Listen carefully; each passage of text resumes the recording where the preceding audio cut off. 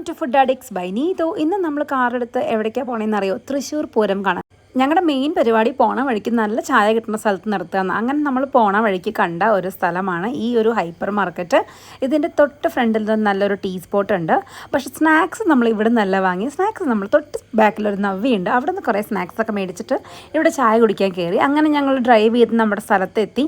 അതിൻ്റെ ഒന്നും വീഡിയോ ഞാൻ എടുക്കാൻ പറ്റിയില്ല കേട്ടോ, കാരണം പൂരം കഴിയുന്നതിന് മുമ്പ് നമുക്ക് അവിടെ എത്തണമല്ലോ. എന്നിട്ട് അമ്മയും പൊന്നുവിനെയും അവിടെ ഇരുത്തി ഞാനും രതീഷും കൂടെ ഒരു ഓട്ടോ എടുത്താണ് പൂരത്തിൻ്റെ അവിടേക്ക് പോയത്. പോണ വഴിക്ക് ഇത് ഈ ഒരു വലിയ പള്ളി കണ്ടു കേട്ടോ. പുത്തമ്പള്ളി എന്നാണ് പറഞ്ഞത്, തൃശ്ശൂരിലെ ഏറ്റവും വലിയ പള്ളിയാണെന്നാണ് പറഞ്ഞത്.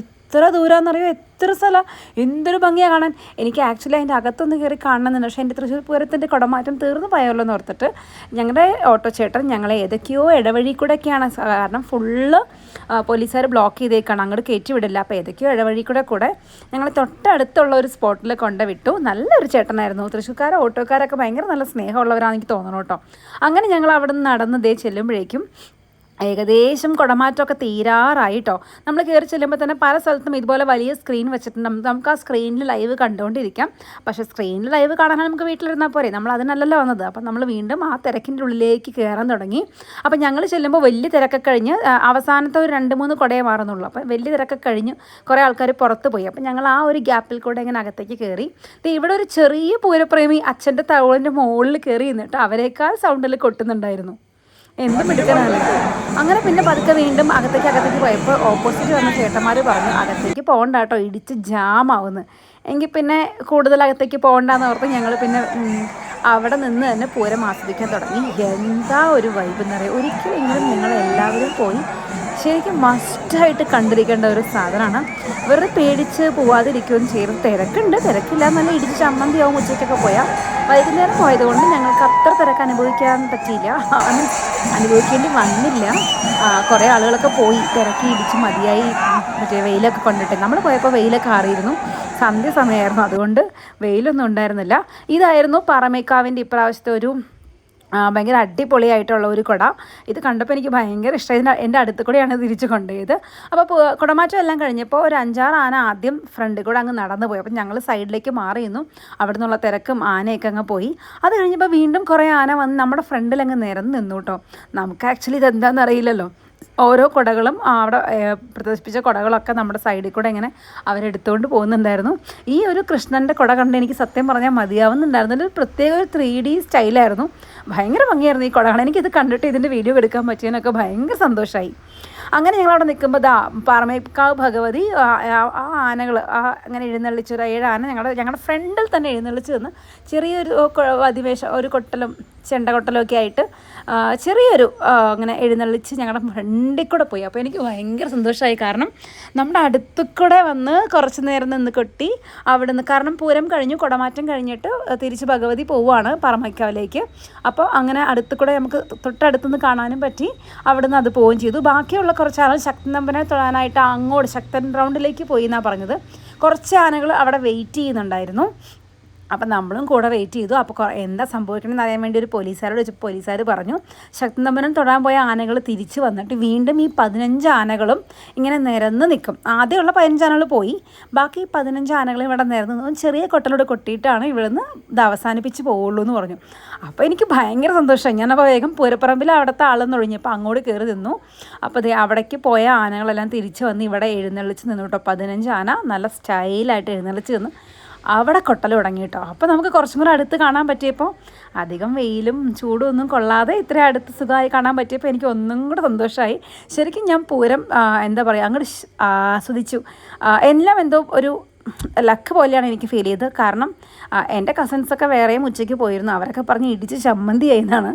അത്രയും ഇടിയൊന്നും എനിക്ക് കൊള്ളേണ്ടി വന്നില്ല, എന്നാൽ എനിക്ക് നന്നായിട്ട് ആസ്വദിക്കാനും പറ്റി. അപ്പോൾ എനിക്ക് ഭയങ്കര സന്തോഷമായി കേട്ടോ. ഞങ്ങൾ തൃശ്ശൂരിൽ ഒരു റൂം ബുക്ക് ചെയ്തിട്ടുണ്ട്. ഒരു ഹോം സ്റ്റേ ആണ് ബുക്ക് ചെയ്തത്. ഞങ്ങൾ തൃശ്ശൂർ പൂരത്തിൻ്റെ രാവിലെ 11 മണിക്കാണ് തീരുമാനിക്കുന്നത് നമുക്ക് തൃശ്ശൂർ പൂരം കാണണം ഇന്ന് പോയാലും. സാധാരണ ഞങ്ങൾ പോവാറ് തലേ ദിവസം പോയിട്ട് ചമയം കണ്ടിട്ട് വരും. അത് തന്നെ തിരക്കായിരിക്കും. ചമയം കണ്ടിട്ട് വരും, അല്ലെങ്കിൽ അവിടുത്തെ ആ ഒരു എക്സിബിഷനെ കണ്ടിട്ട് വരിക ചെയ്യാറ്. ഇപ്രാവശ്യം ആദ്യമായിട്ടാട്ടോ പൂരത്തിന് പോകുന്നത്. പൂരത്തിന് പോയാൽ അവിടെ മേഴ്സലസിൻ്റെ ഐസ്ക്രീമിൻ്റെ വണ്ടി കിടക്കുന്നുണ്ടാകും. അപ്പോൾ അവിടെ നിന്ന് മേടിക്കണം, അത് മസ്റ്റാണ്. അങ്ങനെ ഞാൻ ഫസ്റ്റ് കണ്ട അടുത്തുനിന്ന് ഒരു ചിക്കു ഐസ്ക്രീം മേടിച്ചു.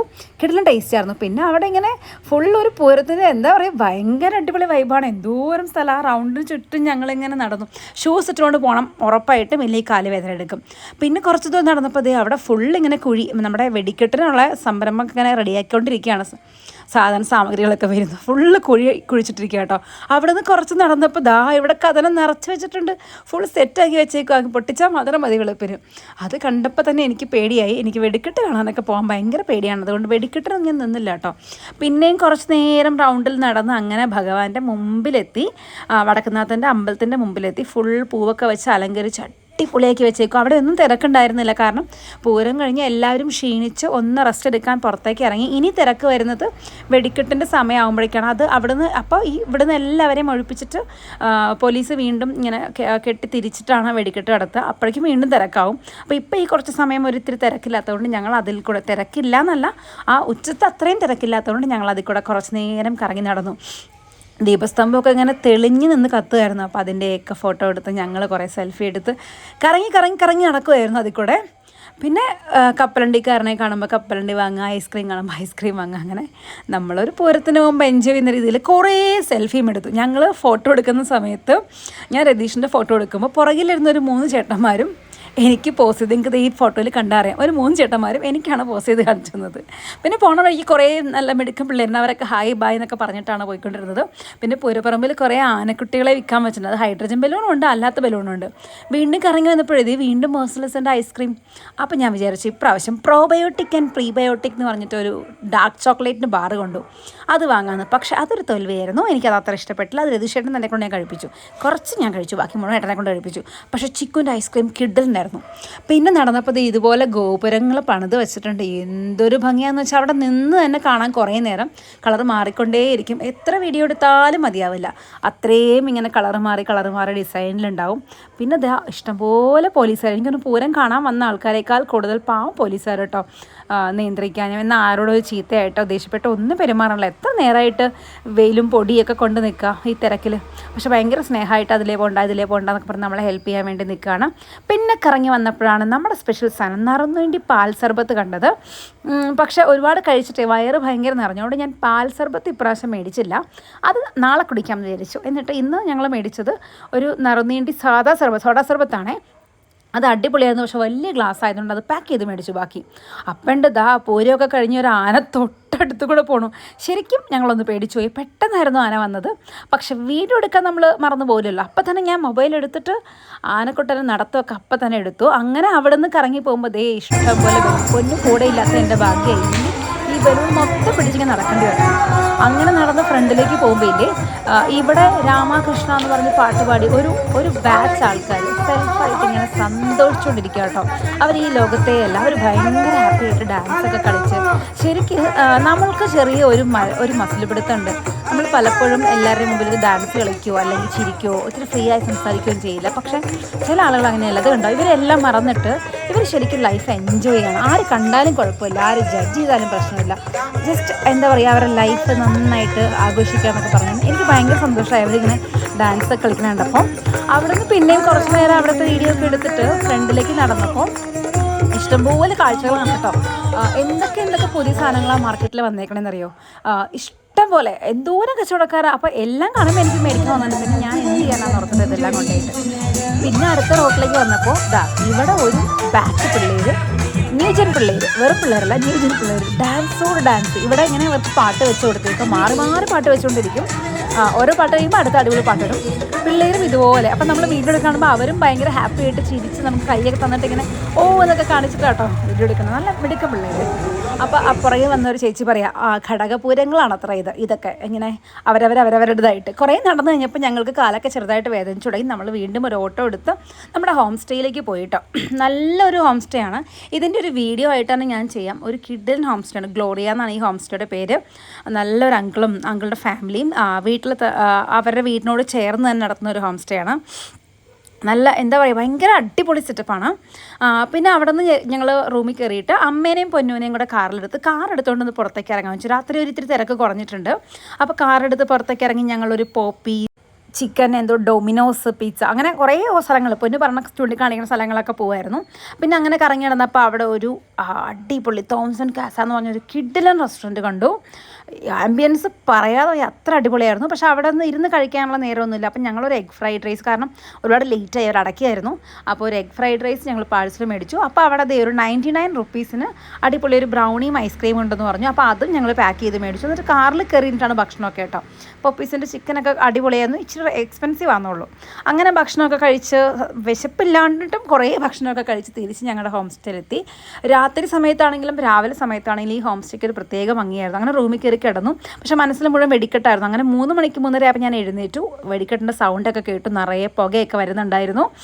അപ്പം ഞാനും അമ്മയും കൂടെ അവിടുത്തെ ബാൽക്കണിയിൽ ഇറങ്ങുന്നത് മുഴുവൻ കണ്ടിട്ടാണ് പിന്നെ കിടന്ന്. പിന്നെ രാവിലെ എഴുന്നേറ്റു.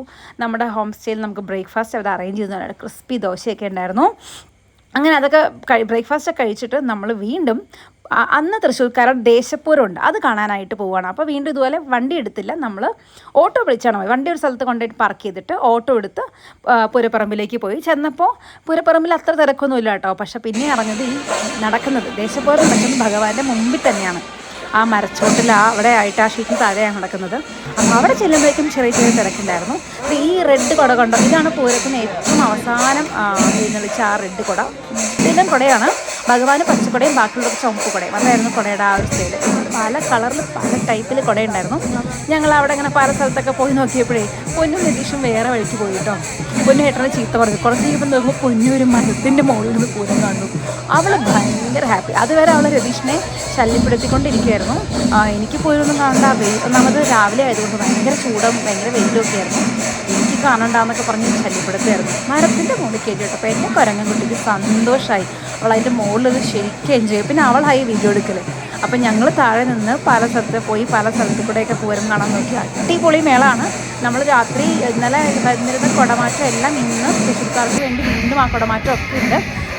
ഞങ്ങൾ നന്നായിട്ട് വീണ്ടും ഒന്നും കൂടെ പകൽ സമയത്ത് കുടമാറ്റമൊക്കെ കണ്ടു. ഇന്നലെ രാത്രി അത് 2-3 കുട മാറുന്നതേ ഞങ്ങൾക്ക് കാണാൻ പറ്റിയിട്ടുണ്ടായിരുന്നുള്ളൂ. അപ്പോൾ വീണ്ടും കണ്ടു. പിന്നെ പൊന്നുകുട്ടനയിൽ കുറേ പേര് ഫോൺ കൊടുത്തു, ഒന്ന് അവിടെ നിന്ന് എടുത്തു തരുമെന്നൊക്കെ ചോദിച്ചു. അപ്പോൾ അവൾ ഭയങ്കര ഹാപ്പി ആയിരുന്നു. കുറച്ച് കഴിഞ്ഞപ്പോൾ അവൾ ഇരിക്കുന്ന മരത്തിൽ മരം കൊത്തി മാതിരി പി എന്നൊക്കെ എഴുതി വെച്ചു, പ്രാർത്ഥനയുടെ പി ഒക്കെ എഴുതി വെച്ച് അവൾ അതിൻ്റെ മുകളിൽ ഹാപ്പി ആയിട്ടിരിക്കുന്നു. കുറേ പേരും അവളെ തന്നെ നോക്കിക്കൊണ്ടിരിക്കുക, ഈ കൊച്ചിത് എവിടെ കയറിയിരിക്കണേന്ന് ഓർത്തിട്ട്. അങ്ങനെ പൂരമൊക്കെ കഴിഞ്ഞ് ഞങ്ങൾ ഭയങ്കര ഹാപ്പിയായി നമ്മുടെ ഹോം സ്റ്റേയിൽ തിരിച്ചെത്തി. ഇന്ന് ഞങ്ങൾ ചെക്കൗട്ട് ചെയ്യാണ്.